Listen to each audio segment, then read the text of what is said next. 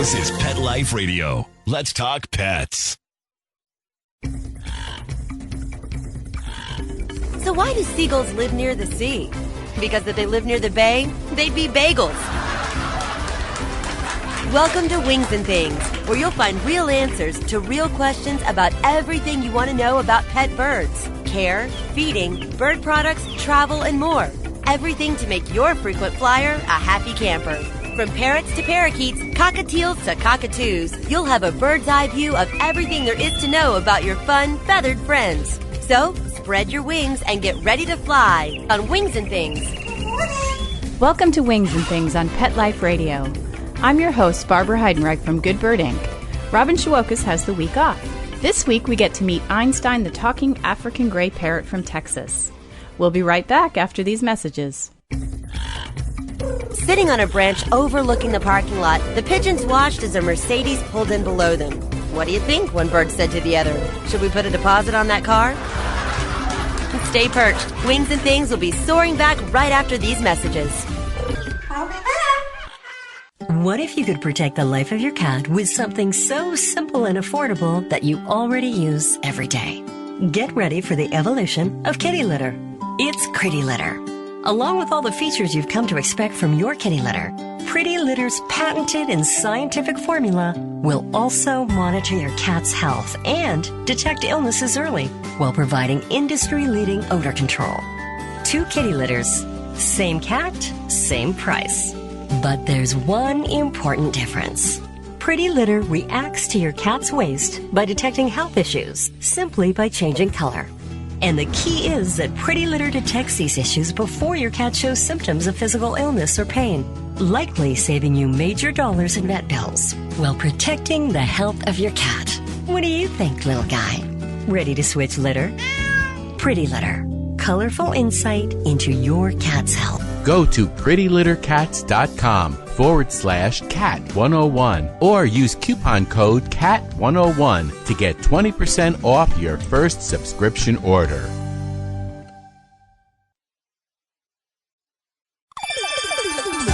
Let's Talk Pets on PetLifeRadio.com.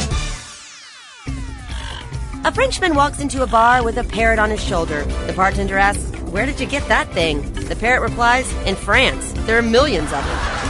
Don't have a canary. Wings and Things is back. Welcome back to Wings and Things on Pet Life Radio. Well, I was very fortunate this week because I got to meet an amazing parrot. I found Einstein on YouTube. I was actually looking at other videos and happened to find one that said talking parrot. And I wasn't really expecting a whole lot because sometimes those descriptions may be a little exaggerated as to what the parrots can actually do. But boy, when I clicked on this one, I was pretty impressed. Einstein was amazing. This bird has a huge vocabulary, excellent enunciation. I could understand everything this bird was saying. And the cool thing is that it said in the profile that this bird lived in Texas. And being that I live in Texas, I thought, well, maybe I can meet this bird. So I sent an email to the folks who have Einstein, and it turns out they were close enough that I could actually drive and go visit. So Jeff and Marcia were my hosts, and they allowed me to come interview them and meet Einstein. And what we did is Einstein has a tendency to not talk so much in front of people, but if you go in the other room and have a conversation, she'll start talking away. So that's what we did. We went into the living room, sat on the couch, had a conversation, set the mic up by Einstein, and let her do her thing. So here's a little sample of what this Einstein can say. Look at the grackle. Look at the grackle. What's a squirrel? Who let the dog out? Who? What's a squirrel? Super. Sunny. Very cool. Yeah. Very cool. Monkey. Be quiet. What's a sail? Monkey. Good girl. Einstein. What's a turtle? What's a sail? What does it equal? Come here. Come see me. It's good. Yeah, but birdie. Come here. Come see me. like a dog. Shake it up. Give me a kiss. Look at the grackle.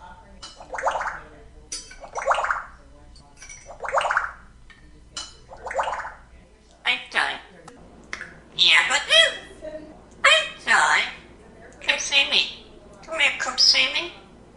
Come see me. Don't be scared. It's all right.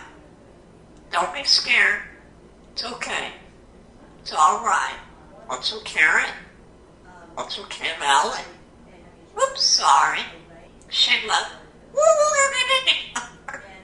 Sheila. Walk out. Let's go kitchen. Eat your corn. Einstein. I think you can see why I was impressed with Einstein. So fortunately, Jeff and Marcia were happy to talk about Einstein and how they came to acquire this parrot and why they got an African gray and how they taught Einstein to talk. So we are going to take a little break right now, and after the break, we're going to meet Jeff and Marcia.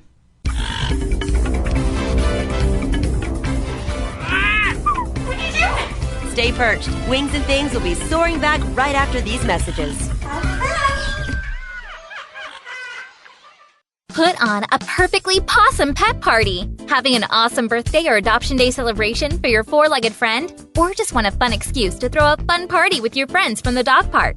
Deck out your party with Molly and Bandit Pet Party accessories. Party products designed specifically for pets. There are wearables, including adjustable pet party hats, bow ties, and tutus. The photo prop kits include funny glasses and hats. The party supplies and decorations include coordinating table covers, party banners, cake decorations, and treat bowls, cups, and bags. Everything you need to create great memories and Instagram-worthy photos. They're available in 2 colorful themes, tropical and fireman. It's a dog's life. Celebrate it with Molly and Bandit Pet Party at mollyandbanditpetparty.com/petlife.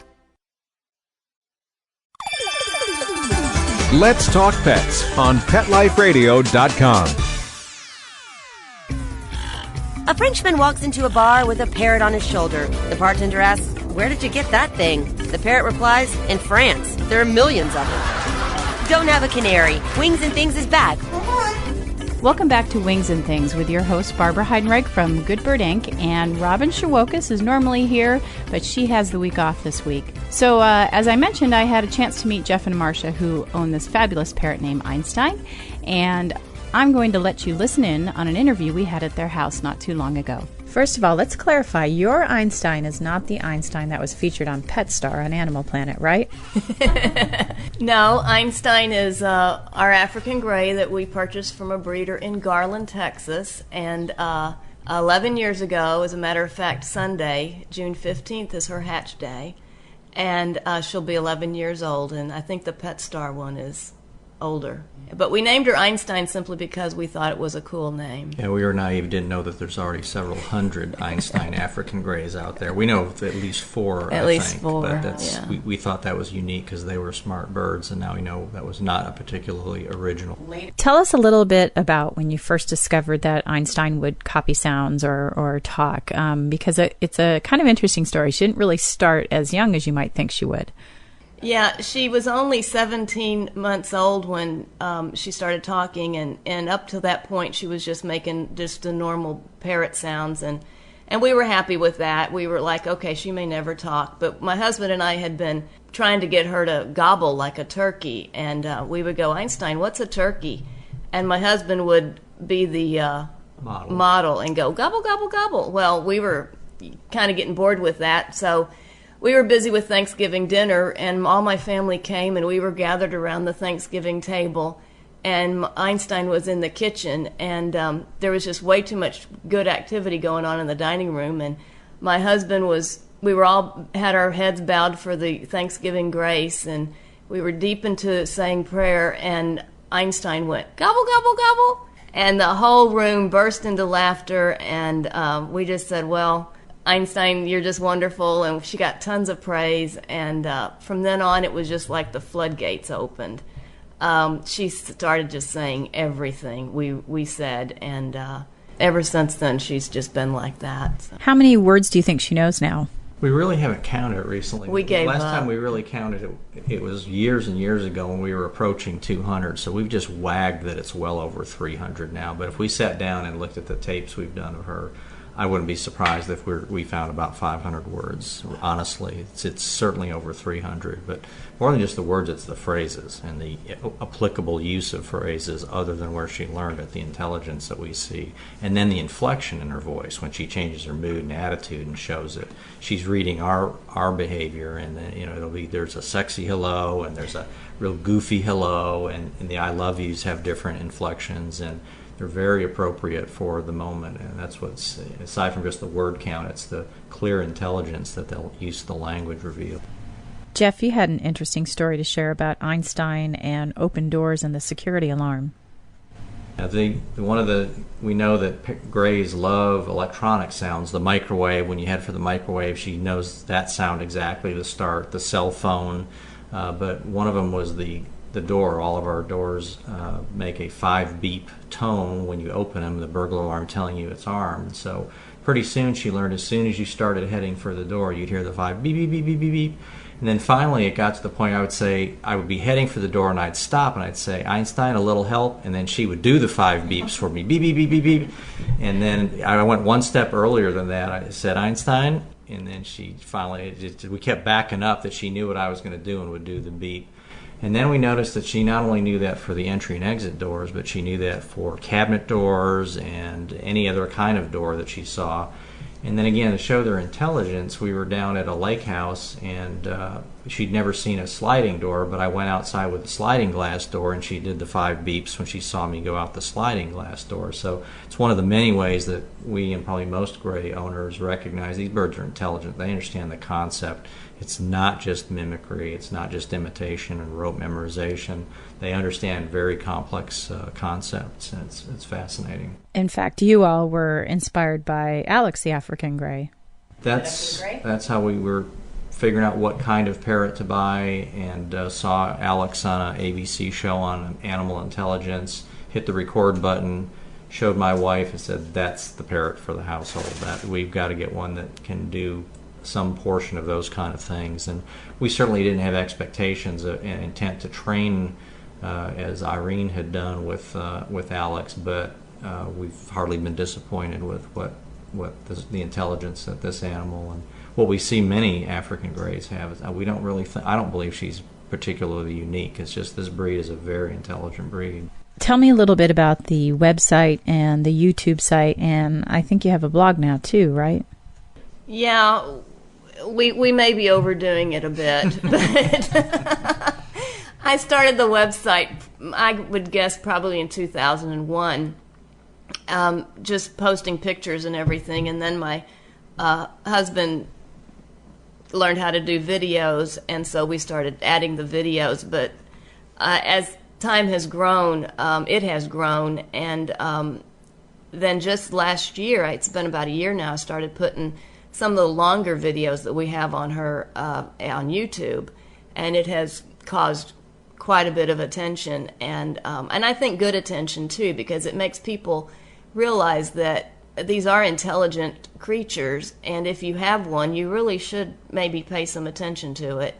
And I think maybe some birds are getting more attention than they would have otherwise had, I had not done that. And then the blog is just something fun we do. It's just like a day in the life of Einstein and what we do, and there's stories on there about her road trip, and there'll be a special Hatch Day picture coming up this Sunday, and it's just little things that, as I think about, I put them on. And people ask me questions like, well, how do you get her to talk? Well, that's something I've been wanting to blog about for a long time. And I'll get to it one of these days. But we've also put on things there are just so many sad cases of people that buy parrots on impulse buy. They see a cool one and they go buy it. So she's been real good about always having the caveat. Says, don't even think about this unless you're going to invest the time. These are intelligent creatures that deserve interaction with people or other animals. You don't just stick them in a cage and stare at them and hope for the best. We're just always sad by how many rescues there are for parrots. Yeah. I tell people, would you get a child and stick it in the cage or in a closet and ignore it for the rest of its life? And And that's what you're dealing with. You're dealing with the intelligence of a 2 to 5-year-old, and you would not put your child in a cage and ignore it. So why should you, do a parrot? And if we're home, Einstein is out of her cage. She's either on the perch with us in whatever room we're in. We have a little roll-around perch that she travels, all around the house. And also, if she's outside, she's not trained to fly back on command, and I would never even trust her to fly back on command. I don't have the knowledge to train a bird like that, and so if she's outside, she's in a traveled cage. And I want to stress that anybody that has a parrot of any kind, don't let them outside on a perch by themselves. Unless you do Barbara's free flight training. Unless you do Barbara's training, exactly. What's something that Einstein's taught you? Oh, well, one thing she's taught me is about organic foods. We eat much better because of her, thank goodness. Of course, when we first got her 11 years ago, there wasn't a whole lot of organic anything on the market. And that, of course, that industry has grown, which has been good. But we eat more beans and whole grains now because of her. We have a more fibrous diet. And organic fruits and vegetables. I just truly believe they taste better. And if I'm buying them, she's getting them. So, Well, it started the other way. They were bought for her because of all the threats and all we learned about parrots may have allergies or sensitivities to chemicals and fumes that we're not. And so, insecticides. We were absurdly protective of the bird and bought all natural things. And Marcia was cooking better for the bird for a long time than she was for me. I'm catching up, but... Yeah, and I have been ridiculed often. I do cook for Einstein. I make a big pot of bean and grain mash and then freeze it in little containers. And so she does get her pellets, but I'd say 90% of her diet is grains and real food. That's true. It's what she feeds her or prepares for her. But then at dinner, she's sitting here on the perch, and we're sitting there, and of course she sees something on our plate, and what she does looks down and says, "Is that good?" And then she'll say she knows what done means, and so she'll try to convince us that she's eaten all of hers, and she'll say, "All done. Is that good?" And so she's pretty attentive. As soon as there's something on our plate that's better than whatever's in the dish over there, we're hearing about it. So most of the things Einstein says are more just to entertain yourself. She's just having fun, or are some of these things on cue? Well, you should probably talk about how when a couple of things she said were absolutely taught and done, and then Marcia did a very good job of those. Like, what does E equal MC squared for Einstein? That was one. Oh, really? And then who let the dogs out? That was another one. These are all on the website. But Marcia's, whether it's recommended, but we discovered, or she discovered, that if you put a lot of genuine human passion and excitement in it, the bird is very interested. Maybe the silly human will dance around and get really excited if I learn how to say that. And that's how I observed. So there was some times watching Marcia teach the bird were way more entertaining than when Einstein says, "Who let the dogs out?" But go ahead. Do you have video of that? I said many times that I should film Marcia teaching Einstein some of these things. I get a little carried away when I teach Einstein, like "Who let the dogs out?" I'd get in the kitchen, I'd start dancing to the song and everything. And she enjoyed watching me, and so she thought, "Oh, I'll join in." And so you actually play the music? No, I'm just singing. It's just me and just dancing around. But because I read once that that's what birds in the wild do. They display for one another. And, if one gets really excited, they'll just start doing all kinds of stuff and flapping their wings and displaying. So I thought, well, I'll just display for Einstein. And so I would do that. And she seemed to enjoy it. She loves watching Dancing with the Stars, too. She'll see and it's almost like she knows what I'm going to do before I do it, because I'll see something and I love costume design and that kind of thing, and I'll look on TV and I'll see this really nice costume, and I'll almost go, before I can get the word out myself, she's already going, "Wow." And she knows when I'm winding up a telephone conversation too, even before I say, "Okay, bye-bye." She'll do, "Okay, bye-bye." But the cutest thing about that, the cutest thing about that was the Victoria's Secret thing on TV. We're talking about Einstein saying things before we even know. We've been remiss in not writing some of the great moments of living with life with Einstein, but the first time the Victoria's Secret fashion show was on TV, I was watching it in the back room. Marcia was in the kitchen, and I was under the weather, so I needed something mindless to watch, mind you. So we rolled Einstein out on this perch, and she was just a few feet away from the TV, and she was talking through the whole thing, which of course was of no problem. It didn't matter. There wasn't a lot to listen to on that show. She finally got quiet, and towards the end of the show, they have the finale where all the girls come out down the runway wearing their wings of lights and feathers and all these angel wing kinds of things and every type of. And Marcia came out and said, "Man, look at those are beautiful." And Einstein said, "Pretty feathers." And after telling that story to people, we have a circle of friends who, whenever they see a picture of a woman in lingerie, they say, "Pretty feathers." That's now the family phrase for women in lingerie. And we've seen other instances where Einstein has watched TV. I never knew whether they could recognize the imagery and comprehend it, but we've seen her see police cars and do the siren before they did. Seen couples kissing on TV, and she'll make the kissing, say, "Give me a kiss," and make a kissing noise. So it's clear that she recognizes some of the imagery even on a two-dimensional screen, which I was of the conception they couldn't do that. But so it's. Give us the names of the websites and the other internet sites where people can see Einstein in action. Oh, it's www.einsteinparrot.com, all one word, and from there I have links to the YouTube videos, and I have links to the blog. What's the best thing about having Einstein in your life? The companionship. Yeah, she's just the entertainment, just the regular interaction, weekly or monthly, seeing her answer something, take a word or a phrase that she knows from another thing, and proving to us she understands the concept. And some of them are earthy, and I probably best not. I'll tell you when you turn the recorder off.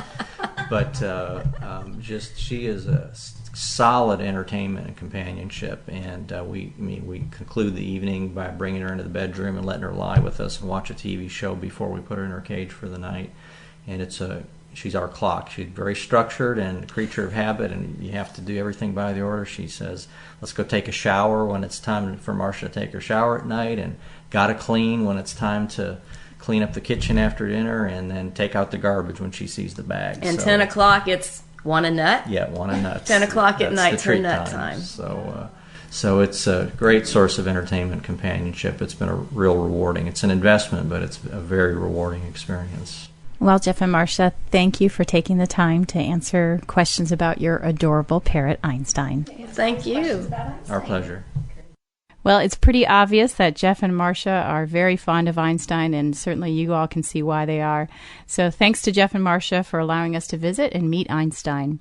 So on to the calendar. Some upcoming events on the calendar. On July 26th, there's a parrot behavior and training workshop in Cincinnati, Ohio, and this is hosted by the Greater Cincinnati Bird Club and Avian Education, Rescue, and Adoption Services. And that's a day-long seminar on how to train your parrot with positive reinforcement. On August 7th, there'll be a Solving Behavior Problems seminar in Austin, Texas at the Gallery of Pets. That's a shorter seminar, about 2 to 3 hours.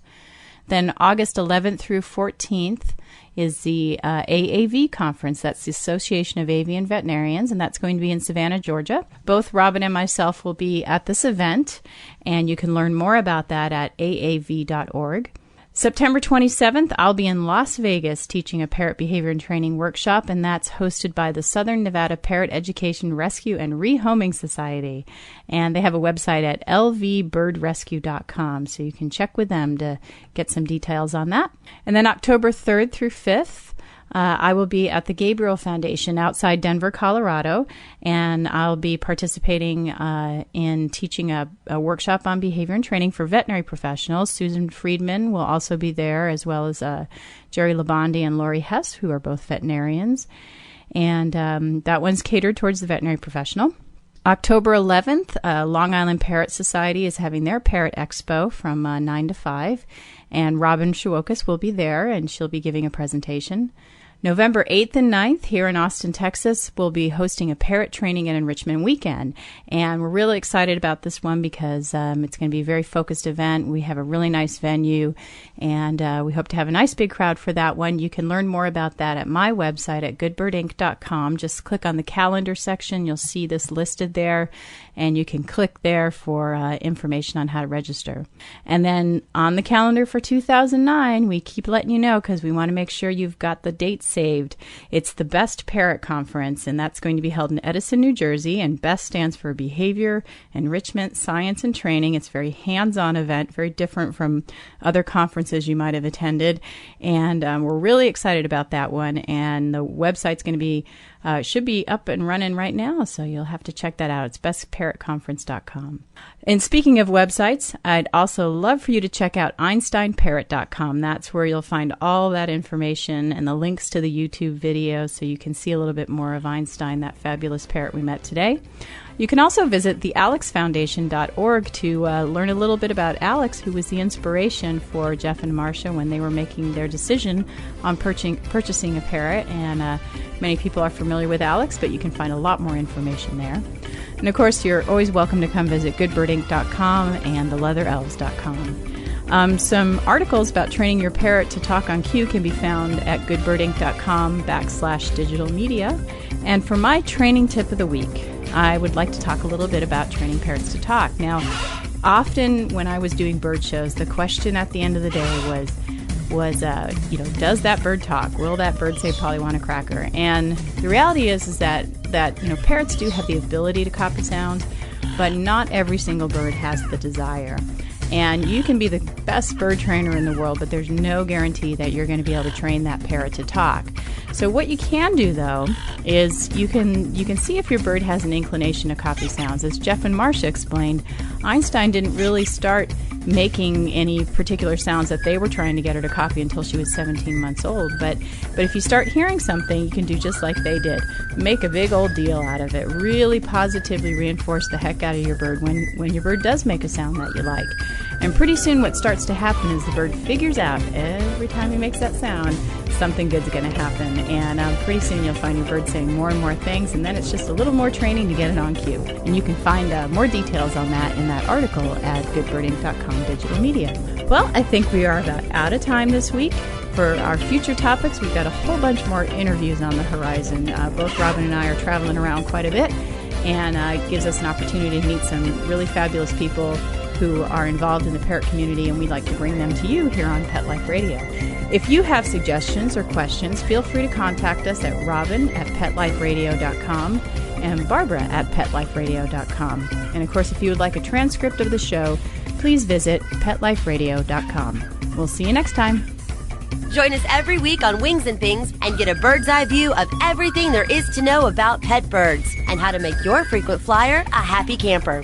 Wings and Things, only on PetLifeRadio.com.